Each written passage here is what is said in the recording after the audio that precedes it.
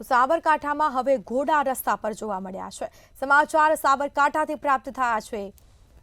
તો સાબરકાંઠામાં હવે ઘોડા રસ્તા પર જોવા મળ્યા છે, જેના સીધા દ્રશ્યો સામે આવ્યા છે। ગાય અને આખલાઓ બાદ હવે ઘોડા રસ્તા પર આવી ચઢ્યા છે। તો વર્ષોથી રખડતા ઢોરોનો ત્રાસ હતો જ હવે જનતાએ ઘોડાનો ત્રાસ પણ વેઠવાનો વારો આવ્યો છે। લોકો ત્રાહિમામ પોકારી ઉઠ્યા છે।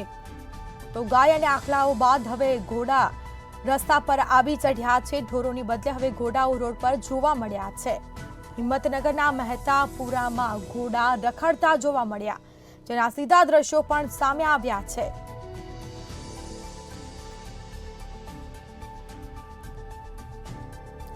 તો ગાય અને આખલાઓ બાદ હવે ઘોડા રસ્તા પર આવી ચઢ્યા છે। વર્ષોથી રખડતા ઢોરના ત્રાસને લઈને લોકો ત્રાહિમામ પોકારી ઉઠ્યા છે।